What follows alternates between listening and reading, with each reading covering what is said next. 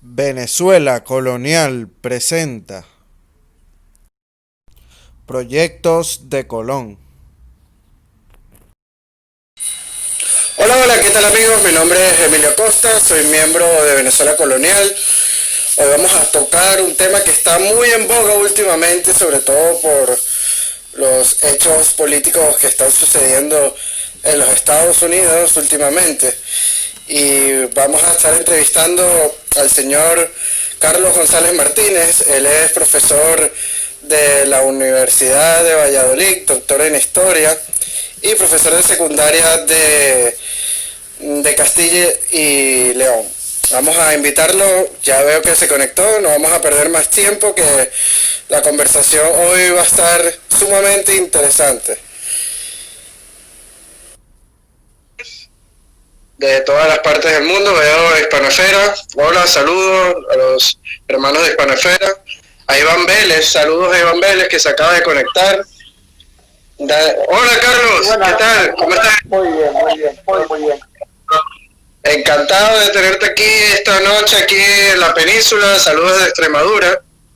Y pues vamos a estar hoy conversando un tema que está, como dije al principio, muy en boga por los hechos que están sucediendo lamentablemente en los Estados Unidos. Así que bueno, un saludo de tu parte de nuestra audiencia, por favor. Pues yo primero deseo muchas gracias por invitarme a este directo, ¿vale? La verdad es que bueno, el tema que vamos a tratar tiene mucha relación con lo que acabas de comentar, temas actuales, y bueno, y un saludo también a todos los que nos están viendo, a toda la audiencia. Yo es la primera vez que estoy aquí, pero bueno, me parece que me llama mucho la atención, para bien, que haya gente que quiera tener estos conocimientos históricos o que esté dispuesto a escuchar pues lo que le tengamos que decir, ¿no? Que seguro que ellos también saben mucho, pero bueno, siempre es bueno ampliar. Bueno, somos como una especie de instrumento para nuestra audiencia y encantado de verdad que compartan tus conocimientos la noche de hoy, tarde allá en Venezuela, que son las 5 de la tarde. Y bueno, vamos a explicar un poco cómo va a consistir esta charla. Al principio yo voy a hacer una breve presentación, unos 5 minutos. Una vez yo finalizada mi presentación, pues comenzará tu exposición. Una vez que ya la finalice, pues entraremos en una ronda de preguntas de nuestro público y de nosotros del equipo de Venezuela Colonial, ¿vale? Estupendo, fenomenal. Estupendo. Bueno, vamos a empezar entonces con mi introducción. Si hay algo que rodea la figura de Cristóbal Colón es el misterio, sobre todo en sus primeros años. Hay muchas teorías muy alocadas, sobre todo que si era mujer, que si era extraterrestre, que si fue uno de los precursores del proceso.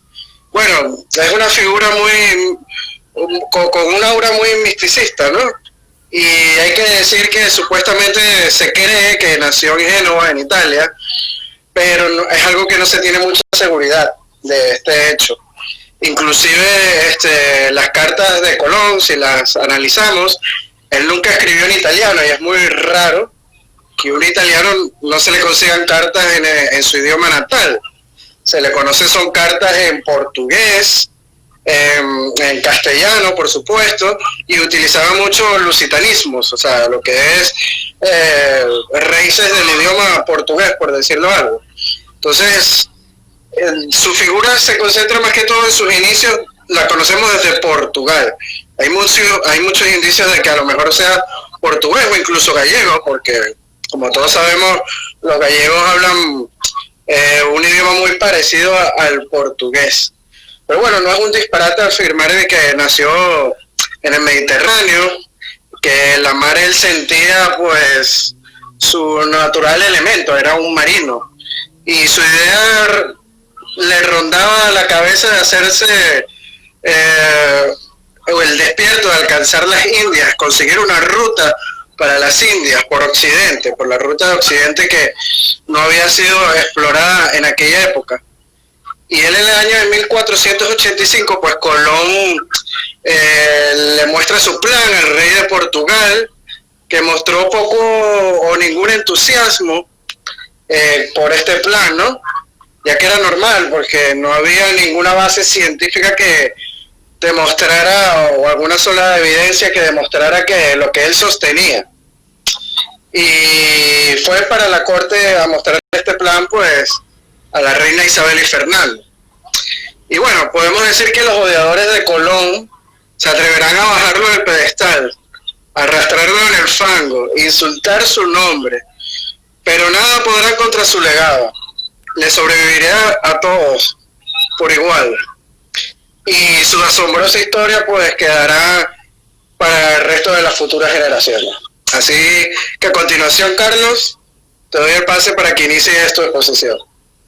Muy bien, pues muchísimas gracias. Me vas a permitir que empiece comentando alguna cuestión que tiene que ver con los últimos hechos que estamos viendo en los Estados Unidos con las estatuas de Colón. Yo quiero aclarar una cosa antes de empezar, porque estoy oyendo muchas, voy a decirlo de una manera fuerte, pero para que me entienda, estoy escuchando muchas tonterías al respecto de Colón que justifican de alguna manera estos actos de cortar cabezas a estatuas o tirar directamente estatuas. Vamos a ver, la primera cuestión que hay que tener en cuenta es, yo me voy a referir solo a Cristóbal Colón, no quiero entrar en la cuestión racial porque efectivamente entraríamos en un tema mucho más complejo, ¿verdad?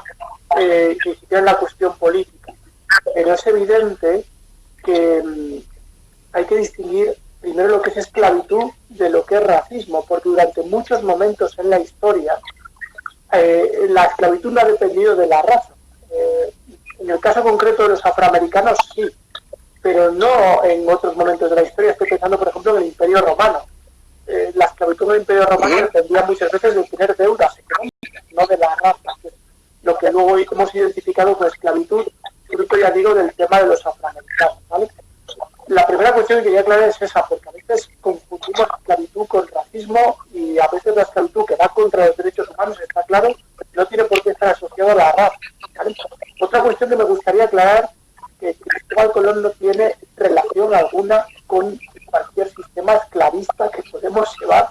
Es decir, Cristóbal Colón es, como bien has comentado, un navegante, un explorador, que además deja un legado, aunque yo voy a criticar algunas cosas de Colón, porque para eso también estoy aquí, para hablar del personaje, pero Cristóbal Colón... Es un ser humano.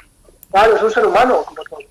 Pero bueno, tiene un legado histórico, como bien has dicho, que no se puede mancillar, ni mucho menos relacionándolo con la esclavitud, que es una cosa que está bastante alejado del personaje. Y luego, otra cuestión por la que ahora mismo se están derribando estatuas de Colón en algunos lugares de América tiene que ver con el supuesto genocidio del que se habla mucho sin saber casi nada. De hecho, hay personas que hablan de 90 millones de muertos, cuando la América española, por llamarlo de alguna manera, no tenía ni 90 millones de habitantes en ese momento. Es decir, se dan cifras, se venden eslóganes que son herederos de la leyenda negra y que han llegado a nuestros días y son auténticas salvajadas históricas. Lo que muchas veces llaman genocidio español, que no es tal porque no hay la intención de terminar con, sino que es en gran medida un accidente vírico de virus. Es decir, cuando se produce el choque entre una población que es la americana, que está totalmente aislada de la europea, de la asiática y de la africana, y no tiene defensa. Y no tiene defensas, todos los virus asiáticos, africanos y europeos llegan de pronto a América. La viruela, seguramente uno de los más importantes, y es lo que provoca esa gran mortandad. Pero, por ejemplo, por hablar de una cuestión similar, y ya entro por fin en la figura de Colón, me perdonad este curso que estoy haciendo, pero bueno, cuando llega la peste a Europa en el siglo XIV, que se lleva por delante a un tercio de los europeos, 25 millones de europeos, nadie habla de un genocidio. Lo que hay es una enfermedad que llega a una población que no tiene defensa. Y lo que sucede es una catástrofe. Eso sucedió cuando los españoles llegaron a América. Yo no quiero decir con esto... Y muchos españoles murieron por enfermedades que tampoco conocían, como la fiebre amarilla, etcétera. Claro, hubo un intercambio de virus. Claro, yo no digo que no hubiera enfrentamientos, porque los hubo y pudo existir abusos dentro de que, ojo, estamos hablando de que la corona española reconoce a los americanos, a los nativos americanos, como súbditos de la corona con los mismos derechos que los peninsulares. Cuestión que ninguna otra potencia colonial ha reconocido eso ni siquiera en el siglo XIX, ni siquiera portugueses. Fíjate que culturalmente son muy similares con los españoles, somos vecinos, somos habitantes de la misma península, ¿verdad? Entonces, bueno, no digo que no hubiera abusos, enfrentamientos, pero toda esta cuestión de los genocidios, cuidado, porque no podemos denominar, por ejemplo, la peste bubónica como un genocidio. Estaría hablando, bueno, se están derribando estatuas por cuestiones, en el caso de Colón, que es donde me voy a centrar ahora, cuestiones que dices, pero de verdad está pasando esto, de verdad hay gente que piensa esto, y es una pena porque se conoce muy poco de determinadas cuestiones de las que estamos comentando ahora también, ¿no? Pero bueno, por empezar por la figura de Colón, ya después de haber hablado un poquito de la cuestión de las estatuas, toda la falta de información que has comentado al principio, el culpable de eso, y ahora voy a empezar por Vidal Colón, como hemos dicho, es humano, y voy a hablar de Colón bien y de Colón mal. El principal culpable de que sepamos tan poco de Colón es el propio Cristóbal Colón, que hizo un esfuerzo titánico por ocultar su pasado.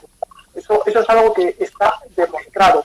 Luego hay teorías diversas de que si era hijo de Domenico Colombo, que era un fabricante de telas de Génova, que si era gallego, que si era portugués, hay muchas teorías. Que si era sefardí también, judío, por eso ocultaba su origen. Claro, entonces la cuestión es que hay un ocultamiento, que yo tengo una teoría de por qué lo oculta, hay varias y yo desde luego no es una teoría como otra cualquiera, es lo que yo pienso, ¿vale? Pero no tengo datos ciertos que me permitan fundamentarla más allá de lo que puede ser, por ejemplo, lo que comentabas ahora de que era sefardí, ¿no? Yo no puedo negar esa opción, que a mí me gusta otra, que es que Colón es una persona que desde el principio trata de ocultar unos orígenes humildes. No sé si genoveses, no sé si portugueses, no sé si gallegos, me da igual. Vamos, no me da igual, pero para la teoría que yo planteo es una persona que tiene una idea de sí mismo y tiene un orgullo personal que le lleva a ocultar algo de su pasado.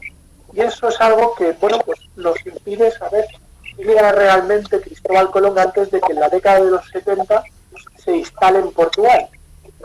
A partir de ahí conocemos su vida más o menos bien, pero ¿qué es de Cristóbal Colón antes de 1474? Se conoce relativamente y algunos datos muy confusos, y el culpable de eso es Colón. Y el objetivo, desde mi punto de vista, después de ver pues, a varios autores, es que el propio Colón tiene una idea de sí misma tan grande que tiene que ocultar el pasado. De hecho, él siempre, lo vamos a ir viendo en varios momentos de su vida, tanto en las capitulaciones de Santa Fe como en su manera de ir a ver a los reyes, cómo vuelve de América, él tiene un ideal de grandeza, que luego la historia la ha reconocido, porque si no, nos estaríamos hablando casi 6 siglos después de él.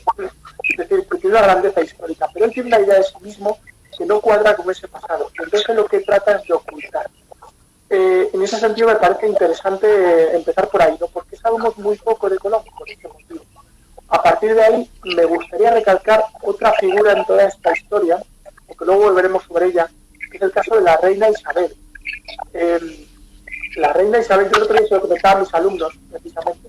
Decía, mirar, las mujeres en la historia han tenido un papel, que a veces hablamos mucho de las mujeres del siglo XX, del siglo XXI, pero hay mujeres espectaculares como es la emperatriz Teodosia en el Imperio Bizantino, Teodora, como es Leonor de Aquitania o como es Isabel la Católica. Porque no hay que olvidar una cosa, al final, si va a América Colón, es porque hay una reina más que Fernando, Isabel, lógicamente la apoya, que se empeña en que vaya a Colón. Ya veremos cuál es el motivo que lleva a Isabel a confiar en Cristóbal Colón, que eso lo veremos más adelante. Me gustaría resaltar eso. Tenemos como dos figuras, una que es la que surca los mares y otra que es la que tiene, de alguna manera, ese apoyo incondicional por ese marinero que le ha llegado, que tiene unos cálculos, ahora veremos, totalmente erróneos, de millas náuticas, de dónde está dónde está. No da una Colón en sus cálculos. Pero la reina confía en él, ¿vale? Eso me parece interesante recalcar el papel de Isabel. A partir de ahí, bueno, sabemos de Colón lo que sabemos es que navegó por el Mediterráneo, luego también a partir de la década de los 70 se instala en Portugal o simplemente es portugués y se da a conocer, eso es lo que tampoco queda muy claro, ¿vale? Navega, por supuesto, las Azores, Madeira, llega ahí hasta Islandia, el norte del Atlántico, en algún viaje, llega también a surcar, llega incluso por el Mediterráneo al Mar Negro, hasta la actual, casi hasta la actual península de Crimea. Es decir, es una persona que está hecha para el mar y en el mar. Hay algo que no cabe ninguna duda. Yo antes he dicho que Colón es una persona, desde el punto de vista del orgullo, muy orgullosa, muy soberbia. En algunos momentos es un embustero con fundamento, pero le gusta a veces vender más de lo que realmente tiene. Eso le encanta. Pero hay que reconocer una cosa. Colón es un marinero como la copa de un pino. Es decir, una persona que conoce las naves, conoce las corrientes, conoce los vientos, conoce los mares. Y eso es fundamental para entender por qué consigue lo que consigue. No es tanto que yo voy a hablar de cálculos matemáticos, voy a hablar de Marino de Tiro, de Ptolomeo, del mapa de Toscanelli, ¿vale? Hablaré de varias cuestiones, pero él conoce muchas cosas teóricas, pero en la práctica en un barco Colón es de los mejores de su tiempo. Y eso es lo que permite que él pueda hacer esa expedición y otros que a lo mejor tenían esas ideas, pues no lo hicieron, ¿no?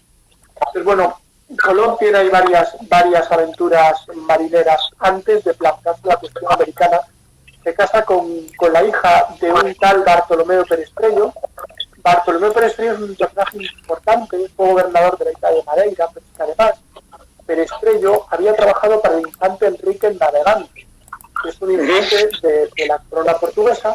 Y aquí voy a hacer un pequeño paréntesis, porque me parece muy interesante hablar de Portugal, precisamente porque a Colón le van a rechazar en Portugal, pero también para vender un poco la idea que tiene Portugal de cómo se llega a las Indias. Sí, porque ellos utilizaban la ruta del Cabo de Nueva Esperanza, por el sur, por Sudáfrica, lo que hoy en día es Sudáfrica, y ellos utilizaban esa ruta para llegar a la India, y ya tenían bases en la India.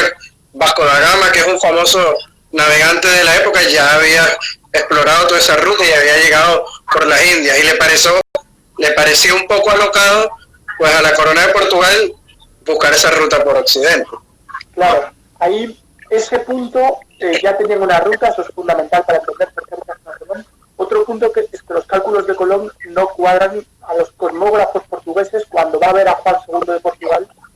A Juan II sus cosmógrafos le dicen que está todo mal. Entonces hay dos motivos. Yo tengo mi propia ruta y el segundo, tus cálculos están mal. Por lo tanto, los portugueses automáticamente van a rechazar a Colón. Pero la cuestión donde quería detenerme es que Bartolomé Perestrello había trabajado para el infante Enrique el Navegante. Es el hombre que empieza todo esto. Es el hombre que empieza a financiar y a preparar todo el paso de los portugueses por el sur de África, que permite que Vasco da Gama llegue a Calicut, a la India, en 1498. Cuando Colón llega a la corte portuguesa, los portugueses saben que están cerca de llegar. Por lo tanto, ya no les interesa la opción de Colón. Pero ahí el tema de las expediciones portuguesas es tremendamente interesante para compararlo con la castellana. ¿Por qué? Porque Portugal, el caso portugués es el de la hormiguita que va poquito a poquito poniendo bases en África hasta poder llegar al Índico y poder dar un salto. Es tremendamente trabajoso, es tremendamente meritorio y sobre todo que son los que más sabían del mar. Y en cambio el caso castellano, el de Colón, es como el golpe de genialidad. Con un solo disparo, por decirlo así, voy a llegar, luego no llegó porque sabemos que no va a conseguir atravesar América porque no va a llegar a Asia, evidentemente, pero es un golpe genial donde con solo un viaje los castellanos se ponen al nivel que habían tardado los portugueses 2 décadas. Eso también tiene su interés para ver la importancia histórica de Colón. Pero bueno, ya digo que se casó con la hija de Bartolomé Perestrello, eso le dio acceso a los archivos de la corona portuguesa y es ahí donde Colón encuentra los libros fundamentales que le llevan a pensar que puede llegar a Asia atravesando el Atlántico. Y ahora es cuando voy a entrar en teóricos, ¿vale? Me voy a ahorrar toda la cuestión de cuántas millas dice este teórico y cuántas, porque nos perderíamos con millas náuticas y creo que tampoco aporta nada a la ley. De hecho, cuando él empezó el primer viaje, veía que no llegaba a tierra y ya la tripulación se puso muy nerviosa porque los cálculos no eran los correctos. No eran los correctos. Claro, no, ahora vamos a ir viendo esto, pero bueno, no voy a caer en demasiado detalle, ya digo, de distancias, porque si no nos podríamos... A ver, hay fundamentalmente lo primero que encuentra Colón en la biblioteca de la navegación portuguesa es un libro que es la geografía de Ptolomeo. Ptolomeo es un personaje, bueno, muy interesante. Ptolomeo es un personaje del siglo, a caballo entre el siglo I y el siglo II, más bien el siglo II después de Cristo. Es el que de alguna manera enuncia la teoría geocéntrica, es decir, que la Tierra es el centro del universo y el Sol gira alrededor. Luego se dio ya con Copérnico, etcétera, que eso no era así, pero es el primero en enunciar una teoría no heliocéntrica, sino que la Tierra está en el centro, ¿no? Y dentro de todo esto, Ptolomeo es una persona que hace sus cálculos y dice que la Tierra no es plana, evidentemente, como ya habían dicho otros antes que él, sino que la Tierra es una esfera, ¿vale? Entonces, esa idea llevada al mundo de Colón, al mundo de la navegación del siglo XV, de finales del siglo XV, supone que si los portugueses están navegando hacia Oriente para llegar a la India y a China, fundamentalmente China, se habla mucho de la India, pero la clave es China, ¿no? China que llamaban Catay los europeos. Y buscaban las especies que estaban en las islas de las especies. Correcto, todas las islas del Índico, más bien entre el Índico y el Pacífico, toda esa zona. En Indonesia. Malaca y todas estas ciudades importantes, ¿verdad? Pero, claro, en el momento que yo me creo la teoría de Ptolomeo, entonces se puede navegar en la otra dirección y llegar a Asia, porque algo que no contempla nadie es que hay un cuarto continente. Cuando hablo de cuarto continente me explico. Europa, Asia, África, son los tres continentes conocidos. Claro, el cuarto sería América, en este caso entendiendo América desde la Tierra de Fuego hasta Groenlandia, ¿vale? Entonces, la cuestión ahí, el planteamiento es que si hacemos caso a Ptolomeo se puede llegar en la otra dirección. Claro, ese es el primer punto en el que se basa Colón, ¿vale? Sabemos que Ptolomeo se equivoca en los cálculos, sabemos también que Ptolomeo no sabe que existe América, lógicamente, pero bueno, podría valernos Ptolomeo. ¿Qué pasa? Que Colón, con los datos de Ptolomeo, tampoco llega a América, porque las técnicas de navegación que existen no permitirían hacer un viaje en barca, ¿vale? Hay un océano tremendamente largo entre Europa y Catay y Zipango, que son China y Japón. Hay un océano tremendamente largo que no podemos atravesar. Conclusión, los cálculos de Ptolomeo no le valen a Colón. Entonces Ptolomeo dibuja una tierra todavía más pequeña de lo que es, pero en sí. ¿Qué pasa? Que 60 años antes de Ptolomeo hay un personaje muy interesante, de origen judío, por cierto, porque hablábamos de los sefardíes, que es Marino de Tiro. Marino de Tiro, luego se cambió de nombre, pero Marino de Tiro enuncia una teoría idéntica a la de Ptolomeo. De hecho, Ptolomeo se basa en Marino de Tiro, pero con una tierra todavía más corta. Para que nos hagamos una idea, la tierra real sería un cuarto más grande que la tierra que imagina Marino de Tiro. Por lo tanto, con una tierra un cuarto más pequeña, resulta que el océano, que es el impedimento, es todavía más pequeño. Claro, esto todo es falso, lógicamente, hoy lo sabemos. Pero Colón ya ve como, gracias a Marino de Tiro, la tierra es más pequeña. Por lo tanto, prefiero basarme en Marino de Tiro que en Ptolomeo. ¿Cuál es el motivo que lleva a Colón a preferir a Marino de Tiro antes que a Ptolomeo? El puro y duro interés. ¿Cuál es mejor para mis objetivos? Marino de Tiro, pues voy a por Marino de Tiro. Es curioso que a veces Colón, simplemente por puro interés, por pura ambición expedicionario, descarta datos de un geógrafo y se lanza por otros simplemente porque le viene mejor este geógrafo que este otro. Pero sucede, ¿vale? Y bueno, a partir de ahí, el tercer elemento fundamental, porque ni siquiera con los datos de Marino de Tiro Colón puede llegar, ni siquiera con eso cruzas el océano. El tercer dato que se cruza es Marco Polo. Marco Polo es una figura tremenda de la historia de la Edad Moderna y la Edad Media. Sabemos que Marco Polo es una persona que está casi 2 décadas viviendo en la corte del emperador de China, de Kublai Khan, que era un nieto de Genghis Khan, es la dinastía china, los Yuan, que cuando los mongoles conquistan China, pues ahí se establecen como dinastía china, duran 200 años. Y Marco Polo llega a ser gobernador de una ciudad del emperador Kublai Khan. Es decir, estamos hablando de un personaje muy cercano al emperador de China.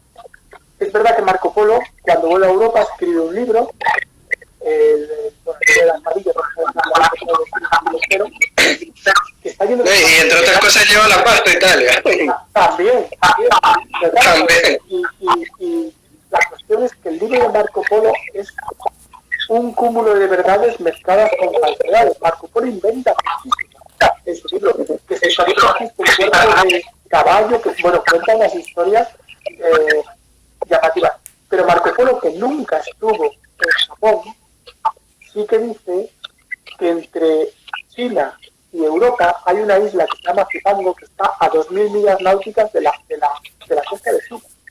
Entonces, claro, eso para Colombia es definitivo, porque yo no puedo llegar a Catay, no puedo llegar a China, el océano es muy largo, pero puedo llegar a esa isla.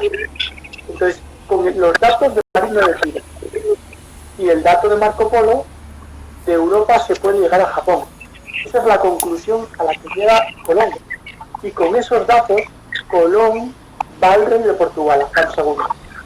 Y es cuando a Juan II se entregan todos los datos de Colón, los estudian los cosmógrafos portugueses y le dicen: aquí hay errores matemáticos graves, que son los errores de Marino de Tiro y de Ptolomeo. Aparte que nadie en Europa pensaba que de verdad existía Japón, esas otras, ¿vale? No se creía toda la historia de Marco Polo, parte sí, pero no toda. Y nadie creía que Zipango existía. Que luego se demostró que en este punto Marco Polo sí que decía la verdad, ¿verdad? Pero bueno, es un punto interesante, ¿no? Mezclar Marino de Tiro, Ptolomeo, Marco Polo, y me dan los datos que yo quiero que den. Y cuando voy al rey de Portugal, me dice el rey de Portugal que mis datos no cuadran. Y por eso Portugal, aparte de por el tema africano, rechaza a Colón. En este punto sería interesante decir otra cosa. Es una cosa que está muy en el subconsciente de los final de todos, de la gente que sabe poca historia, pero a veces incluso de la gente que sabe mucha. Hay gente que dice que Colón fue el que demostró que el mundo era una esfera. Eso es más falso que falso. Quiero decir, la gente de la época de Colón, la gente culta, sabía que la Tierra no era plana. Esto de que Colón descubre que la Tierra no es plana, aparte que alguien podría decir, no, pero es el primero en hacer un viaje para demostrarlo. Tampoco, porque Colón no... Magallanes. Es Magallanes. Bueno, Magallanes y Elcano, pero bueno. Claro. Pero sí, sería Magallanes por el siguiente aspecto. Magallanes consigue llegar a tierra conocida desde el otro lado. Aunque muere en Filipinas, como bien sabemos, en un combate bastante absurdo con los nativos, pero bueno, bastante... Bueno, es una muerte un poco extraña la de Magallanes. Bueno, el caso es que esa idea que tenemos de que la Tierra era plana antes que Colón, cuidado. La gente culta sabía. Vale, Colón no va a la corte de Portugal diciendo que la Tierra es una estrella. Va diciendo que se puede llegar a Asia, desde Europa, por el mar Océano, por el océano Atlántico. Que le llamaban mar Océano hasta ¿no? Pero Colón fracasa en Portugal y decide irse a Castilla. La historia la sabemos, ¿no? Colón llega a Castilla, tiene un encuentro con los reyes católicos. Fernando no cree una palabra de lo que dice Colón. A ver, porque Fernando, a diferencia de su mujer, Fernando es una persona tremendamente práctica. Y a Fernando, en cuanto los cosmógrafos le dicen que no cuadra, pues Fernando dice que no. Y aparte Fernando tiene una habilidad para descubrir la sinceridad de la gente, para la diplomacia política. Se da cuenta de que tiene delante a no un vendedor de humo, pero sí que Colón no cuenta todo lo que sabe y engrandece cosas que no. Y eso Fernando se da cuenta rápidamente. Colón, y aquí voy a hablar de otra característica típica de Colón, es una persona que, en el buen sentido de la palabra, es un embaucador. Es decir, es una persona capaz de venderte un discurso y convencer y te convence. Solo que Fernando, pues es un personaje radicalizado. Pero Colón tiene mucha labia, Colón tiene mucha facilidad de palabra para vender su proyecto y le vende muy bien. Y ojo, no vende humo, antes he dicho vender humo tampoco, porque Colón es una persona que al final llega donde llega. Claro. Cambió totalmente. Pero claro, Fernando se da cuenta de que algo no cuadra. ¿Y a quién convence Colón? A Isabel. ¿Y cómo le convence? Pues por el punto flaco de Isabel. Isabel es el otro elemento fundamental de la historia, yo dije antes, porque sin Isabel eso no hubiera sido adelante. Porque no era España, mejor Colón se hubiera ido a otro reino, no lo sabemos.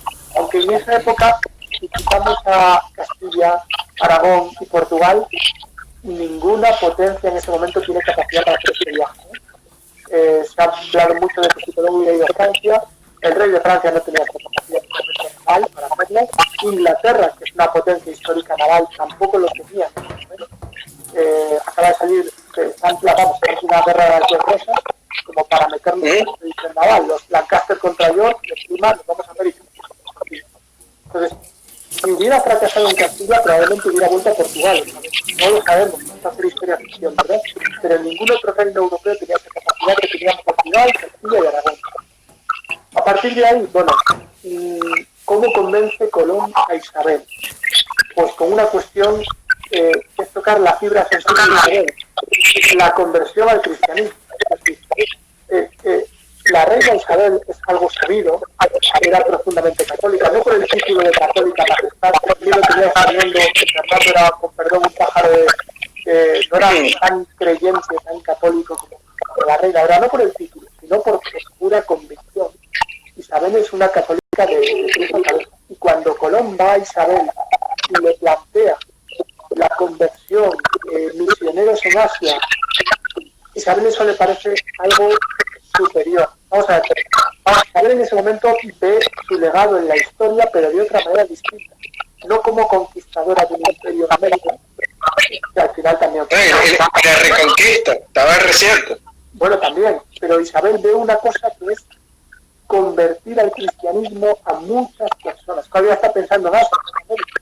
Al final también se consiguió, porque América, pues, mayoritariamente, si cogemos la América española, es católica, por lo menos de cultura y religiosamente también. Pero Isabel está pensando en eso. Y Colón se da cuenta y enseguida es el dardo que le lanza. Colón le plantea la conversión de todas estas personas, la reina hará un gran servicio a la cristiandad, y eso Isabel es lo que le conquista. Voy a hacer un paréntesis con Isabel ahora, perdóname, pero porque hace unas semanas me enteré de esta cuestión. La reina Isabel, ya digo, con fama de católica, practicante, muy devota, durante mucho tiempo la causa en forma de beatificación y canonización de Isabel la católica fue parada por la cuestión de la expulsión de los judíos del año 92. Pues el otro día me comentaban que se ha vuelto a retomar la causa y va bastante avanzada. O sea que lo que estamos comentando ahora, que cómo Colón convence a la reina, a lo mejor de aquí a unos años lo que vemos es que se produce un acto de la Iglesia Católica beatificando o canonizando Isabel la Católica. No estamos hablando de una cuestión menor. O sea, para Fernando el catolicismo es una cosa que está ahí, bueno, bien, pero para Isabel no. Y, bueno, es interesante cómo Colón aprovecha eso. Bien, a partir de ahí, lógicamente la reconquista, comentabas hace un momento, tiene que terminar, no han conquistado Granada. Los reyes católicos, con más en concreto Isabel, le pide a Colón que espere a que termine la guerra de Granada. Sabemos que termina en el año 92, 1492, y que las capitulaciones de Santa Fe se firman precisamente en la propia Granada, vamos, no en Granada, pero sí en el entorno, que era esa ciudad que habían construido los reyes católicos para vivir mientras caía la ciudad, Santa Fe. En ese momento, ya una vez que tenemos Granada tomada, se puede hacer la expedición. ¿Qué es lo que tiene Colón en la cabeza que puede conseguir? Porque Colón sabe que sus cálculos pueden fallar, ¿vale? Eso parece que es algo... O sea, Colón no, ya hemos dicho que no es ni mucho menos estúpido, es una persona inteligente, con buena capacidad intelectual, que ha leído mucho, que es buen navegante. Colón sabe que puede fracasar, pero ¿hasta qué punto puede fracasar? Él tiene varias ideas en la cabeza, no sabe lo que va a conseguir, pero primero, él sabe que puede llegar a Zipango, a Japón, y ya llegar a China, pero estableces unas bases en Japón y de ahí empiezas el viaje a China. Es una posibilidad que se plantea. La segunda posibilidad, que sería la ideal, es llegar directamente a China, que él no lo descarta. Y hay una tercera posibilidad, que es no llegar ni a Japón ni a China, pero sí a una isla en mitad del océano. Pero hay que darse cuenta lo siguiente: si habían descubierto las Azores, Madeira, Canarias. Bueno, Canarias ya de época romana sabía que existía, pero la conquista es del siglo XV. La conquista, que la iniciaron los portugueses, por cierto. Es correcto. Luego ya hubo un cambio ahí de... Bueno, y la finalizaron, yo creo que en el año 98, 1498, sí. Finalmente se liquida la conquista de las últimas. Sí, ya se había descubierto América cuando ya conquistaron la última isla, que fue Tenerife. Tenerife, correcto. Pues Tenerife, por cierto, yo he vivido ahí 4 años, tengo un gran recuerdo de Tenerife. Yo nací en Tenerife. Ah, sí. Pues nada, yo estuve ahí 4 años. Sí, viví 25 años en Venezuela, pero nací en Tenerife. Bueno, pues yo estuve muy a gusto ahí 4 años de mi vida de niño, pero bueno. Pues el caso, vamos a volver a Colón, porque si no estábamos hablando de mi vida. Entonces, sí. claro, Colón no descarta encontrar una isla a mitad de camino. Y encontrar una isla, oye, descubrir una isla tiene su tiene su importancia. Colón no descarta ni no llegar a China ni llegar a Japón, pero puede descubrir una isla. No está mal para una persona que no tiene nada, ¿vale? Por otro lado, esa isla puede servir como punto intermedio para continuar más adelante el viaje hacia Japón o China. Por lo tanto, él tiene bastante seguridad de que algo va a encontrar. No sabe qué. No sabe si China, si Japón o una isla intermedia. De hecho, en este punto me interesaría comentar una cosa. Hay un mapa, que es el mapa de Toscanelli. Toscanelli es un italiano que muere en el año 82, es decir, justo 10 años antes del descubrimiento de América. Y Colón tiene contacto con los escritos de Toscanelli, con las cartas. Por ejemplo, una tontería, bueno, tontería no. En la década de los 60, de 1460, Toscanelli envió una carta al rey de Portugal, que si no recuerdo mal, en ese momento era Alfonso V, le envió una carta diciéndole que en lugar de hacer la expedición por África, que la inicie directamente por el océano. Toscanelli es partidario de la teoría de Colón y le manda una carta al rey de Portugal. Y esa carta, por cierto, la lee Colón años después, que no lo he comentado antes, pero esa carta ya de conocimiento de Colón está hoy día en Sevilla, en la biblioteca colombina, que ahí formó el hijo de Colón y luego ya, bueno, que se ha ido pasando años y años ahí.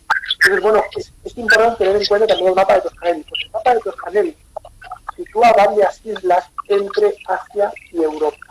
En concreto, 3 importantes.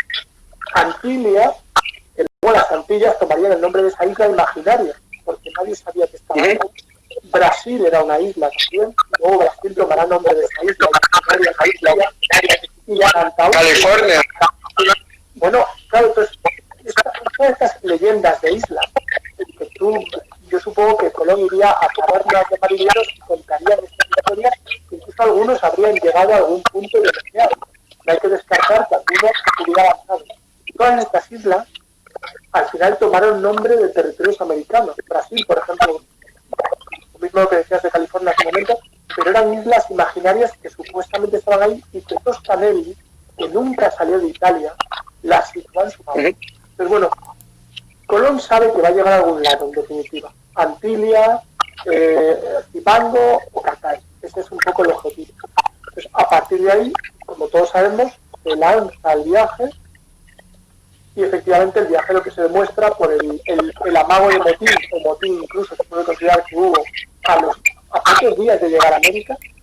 Ese amago de motín es porque Colón hace días que está con retraso en su viaje. Él piensa que va a tocar tierra más o menos en torno... Dime. ¿Ibas a decir? No, que él falseó los datos en su diario para que la tripulación no se alzara. Claro, Lo falseó, tenía menos kilómetros, menos distancia, menos millas. Sí, y luego, pero él sabía que los últimos días antes de llegar a América estaban comiendo la comida del viaje de vuelta. Esto estaba pensado para llevar comida para la ida y la vuelta, y si a la ida no tocan tierra, pues oye, el día X damos la vuelta. Y entonces hay un momento en el que ya sabe que se están comiendo la comida de la vuelta y continúa porque sabe que está a punto de llegar. Pero hay un error de cálculo, pero también es verdad que ellos tienen que pasar por el llamado mar de las algas, que eso les retrasa muchísimo. Es un espacio amplísimo de algas, bueno, es complicadísimo moverse ahí. Justo antes de el mar de los sargajos. Eso es correcto. No me salía ni el nombre utilizado las algas, pero efectivamente. Entonces, bueno, él al final, en un acto de valentía, pero también de locura, decide continuar y efectivamente pocos días después llegan a tierra firme, ¿no? El 12 de octubre, como bien sabemos, llega a tierra firme. A partir de ahí, hombre, ha cumplido su objetivo. No sabemos cuál de todo, ¿vale? Si el de llegar a Japón, llegar a China o llegar a una isla. Él no sabe bien dónde está, pero ha tocado tierra. Por lo tanto, el objetivo está cumplido. A partir de ahí, sabemos que Colón vuelve, sabemos todo el tema del fortín de Navidad, de cuando él vuelve por segunda vez, como han sido masacrados los habitantes de Fortín, ¿verdad? Pero a mí aquí me gustaría hacer hincapié fundamentalmente en 2 cosas. Sabemos que Colón, después del primer viaje, hace 3 más a América, rápidamente descubre Cuba. En cuanto descubre Cuba, piensa que está ante Japón, ¿vale? Piensa que Cuba es Japón, que es Zipango, y yendo un poquito más al sur, llega a lo que sería la actual Haití y República Dominicana, esa isla, y entonces cuando descubre esa isla tiene una especie de problema de cómo cuadro esto con mi visión de la geografía. Si quiero a Japón, ¿qué hago con esto? Y es muy curioso porque sin tener ni idea de dónde está, le da una explicación racional, es decir, Haití es Japón y Cuba es la península de Corea, es un extremo de China. Y él le da esa solución al problema. Es muy curioso en ese sentido cómo Colón trata, equivocándose todo el rato, pero trata de hacer cuadrar todo con su plan inicial. Y a pesar de que todo es un, vamos a decir, no desastre, pero todo es un error de cálculo, al final la huella histórica que deja, y sobre todo, vamos a ver, a mí me gustaría recalcar una cosa, ahora que hablamos de las estatuas hace un rato, ¿no? Cuando se plantean tirar la estatua de Colón y tal, a veces, yo no sé si la gente piensa que Colón fue a América en clase business en avión. Fueron en unos barquitos pequeñísimos en mitad del océano, jugándose la vida, pasando penalidades, arriesgando muchísimo. Y bueno, y al final lo que consigue es juntar dos mundos. A mí, cuando se haga el descubrimiento de América, la cuestión es que es un doble descubrimiento, es decir, tres continentes que son Asia, Europa y África, en el fondo los tres tenían contacto entre ellos, descubren a América, pero América descubre a los europeos y al resto del mundo. O sea, hay un doble descubrimiento de dos culturas que llevaban milenios separadas. Un encuentro de dos mundos. Claro, entonces, no es un tema de, porque a veces en alguna conversación el planteamiento sale, no descubrieron nada, ahí ya había gente, ya, pues un doble descubrimiento, de unos y de otros, descubrimiento de culturas y de personas, ¿no? Entonces, bueno, a partir de ahí, sabemos que el planteamiento que tiene Colón con Cuba, con Haití, sí que es verdad que en un viaje posterior ya toca con tipo, o por lo menos avista continente americano, ya no son islas, entonces, claro... llegó a Venezuela, claro. Llegó en 1428 a la península de Paria. Fue el primer europeo que pisó Venezuela.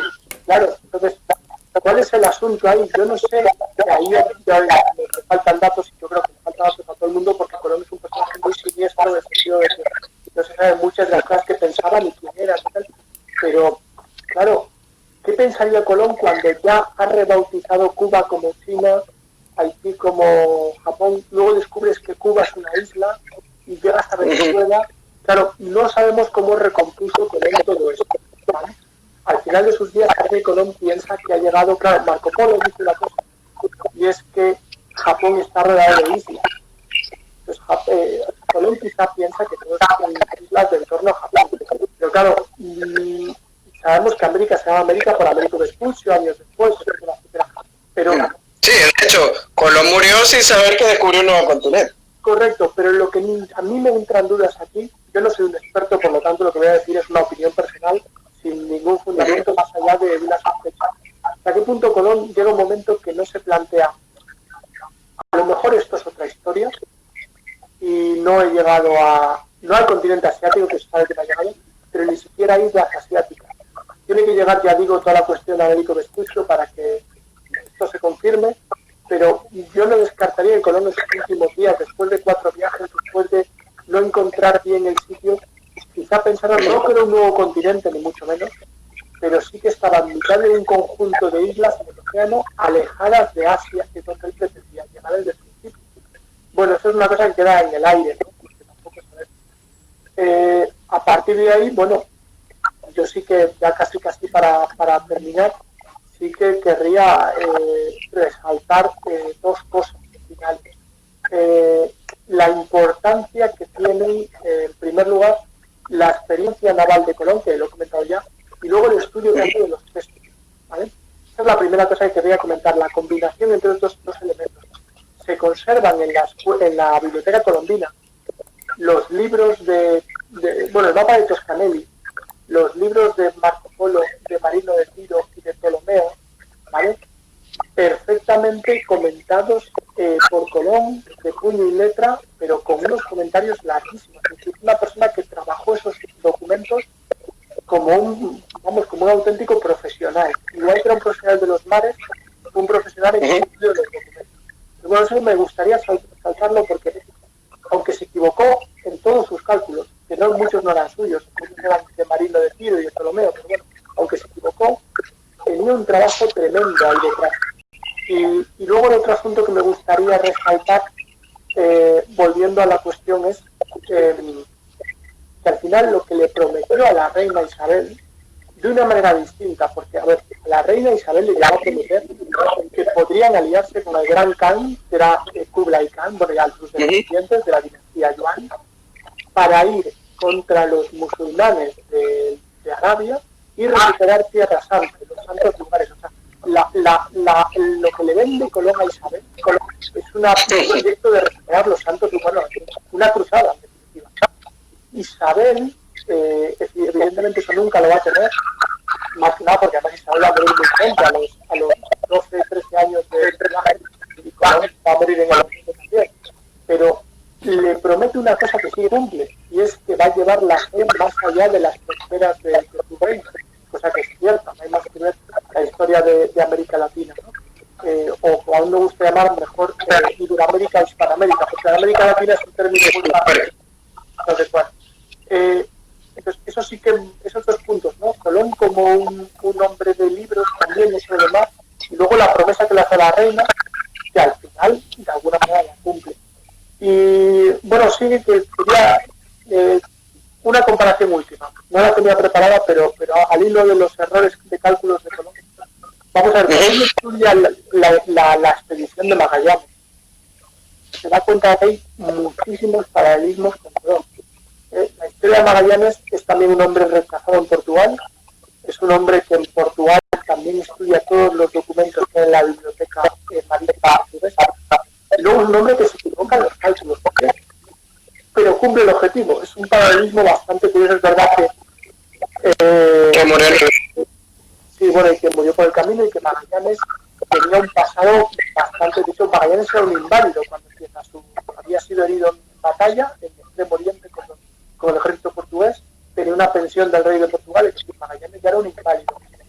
Hay diferencias, pero el ser rechazado por el reino de Portugal, el haber bebido teóricamente de lo que había en la biblioteca portuguesa, y en tercer lugar el error de cálculos de Magallanes y de Colón, son paralelismos muy, muy interesantes. Bueno, y el último paralelismo es acabar en España o acabar en Castilla, mendigando ayuda que se le presta, y ellos prestan una ayuda tremenda a la corona española, también Magallanes.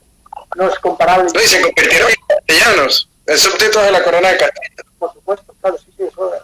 Entonces, bueno, yo hasta aquí te puedo comentar. Yo espero que no haya sido demasiado plomizo lo que he contado, que haya sido ameno. No, excelente.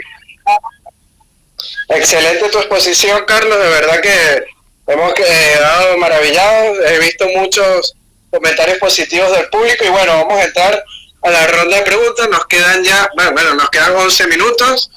Vamos a ver una pregunta rapidita del público. A ver, ¿qué dice aquí? ¿El mapa de Pires Reis de qué año es? Pregunta Madame Trax.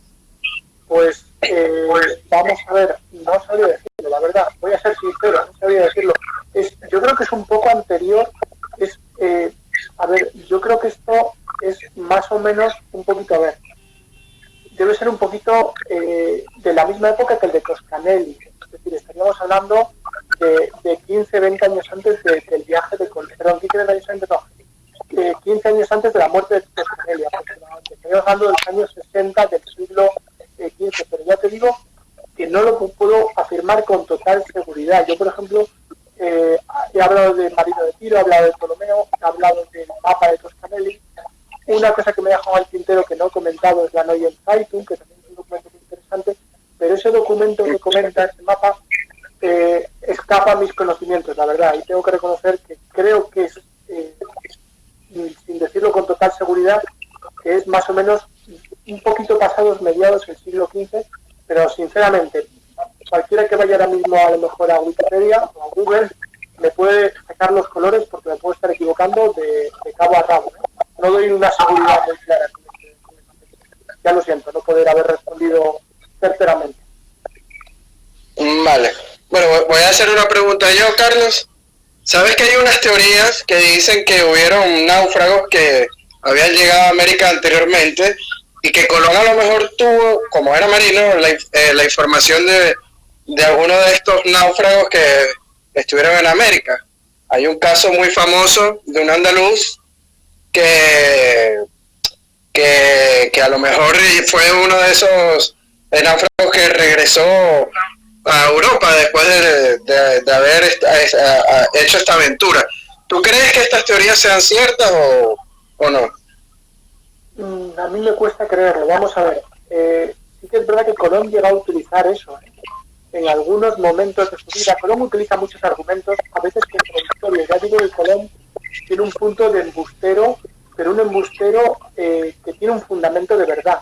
A Colón no le preocupa nunca exagerar cosas, y eso le lleva al objetivo que tiene. El objetivo que tiene es real y es Colón llega a utilizar el tema de los náufragos alguna vez, ¿vale?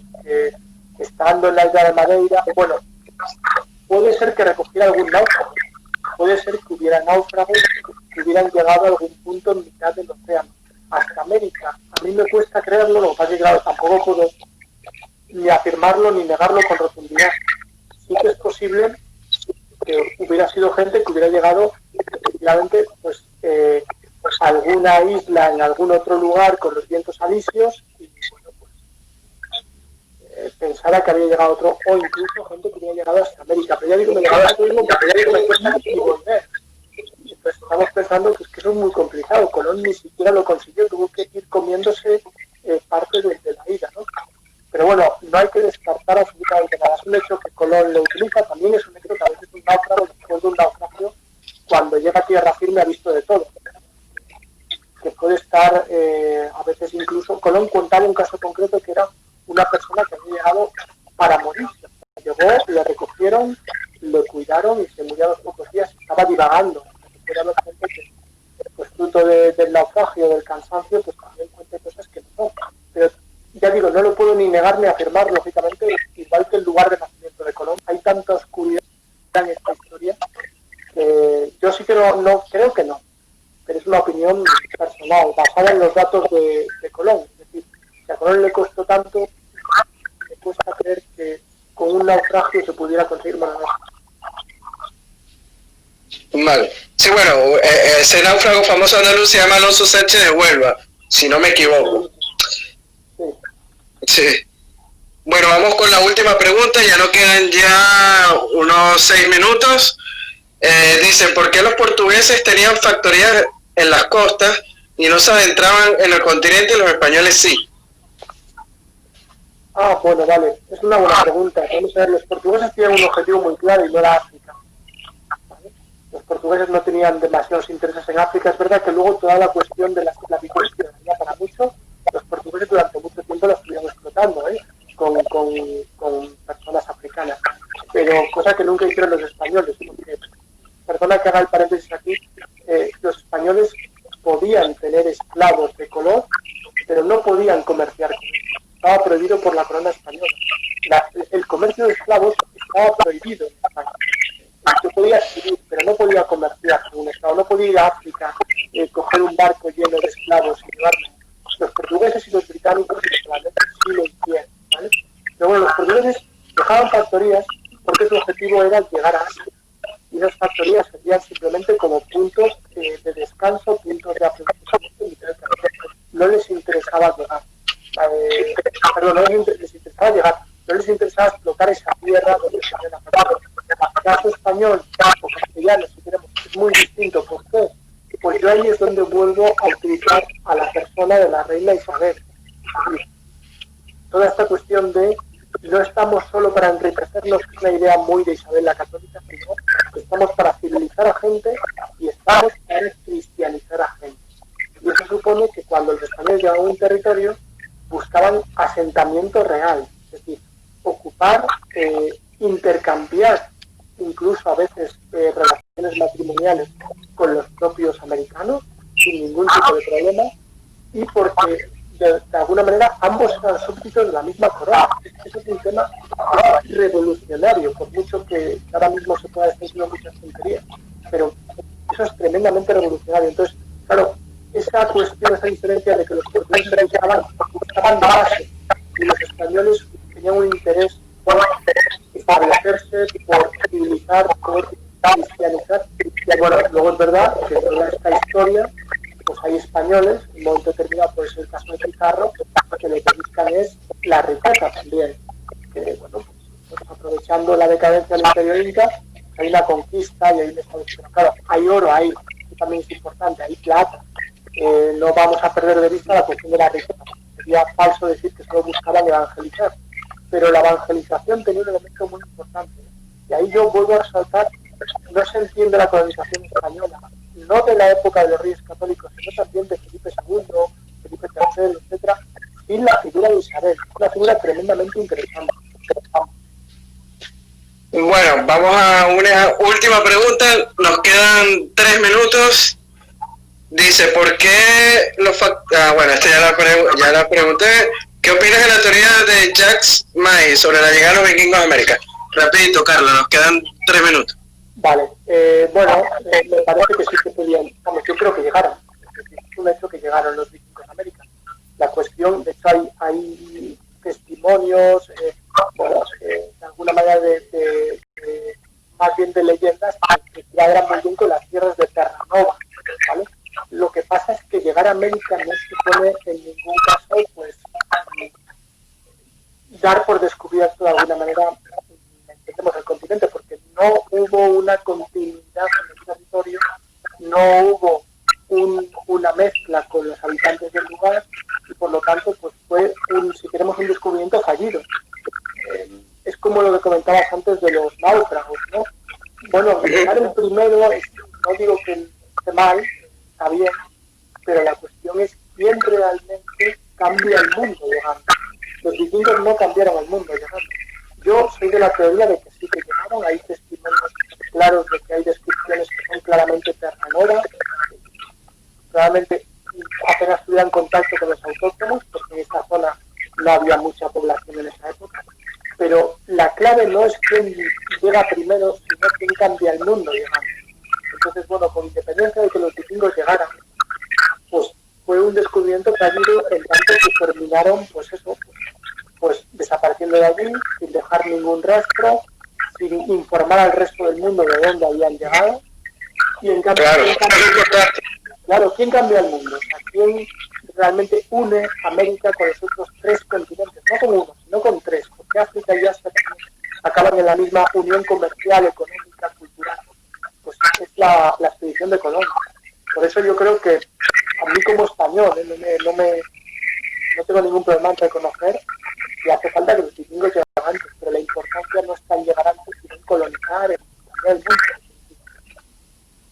No, y se han conseguido vestigios arqueológicos en el norte del Canadá, en la zona de Terranova, que parece indicar que son restos vikingos. Y a Groenlandia también. Seguramente Eric el Rojo pudo llegar a Groenlandia, 100% seguro. Groenlandia seguro. Lo de Canadá, yo no sabía lo del tema arqueológico, no lo conocía. Acá es una cosa que tampoco soy un experto en vikingos, ¿no? Pero sí que había descripciones conocidas de Terranova que es evidente que llegaron. Ya sea esto, ya restos arqueológicos están, no hay más que discutir. Bueno, nos queda un minuto, Carlos, de verdad encantado de tenerte esta noche tarde en Venezuela. Esperamos tenerte otra vez como invitado muy pronto para escuchar alguna charla o alguna exposición tuya, ya sea de Magallanes o de la conquista de América, que es un tema muy, muy interesante, de verdad, que estamos encantados de tenerte esta noche y bueno, las cámaras de Venezuela Colonial son tuyas para despedirte de nuestro público. Bueno, pues muchísimas gracias a todos los que habéis estado, por la paciencia también. Yo creo que ha habido muchas más preguntas, pero yo como soy profesor de historia me enrollo mucho, pues lógicamente no he dado tiempo a todas, pero bueno, que muchas gracias por estar y muchas gracias también, por supuesto, a vosotros por invitarme a hablar aquí. Ha sido un placer. Bueno, un placer igual, encantados y bueno, hasta la próxima, Carlos. Que tengas una buena noche. Encantado igualmente. Hasta luego. Hasta luego.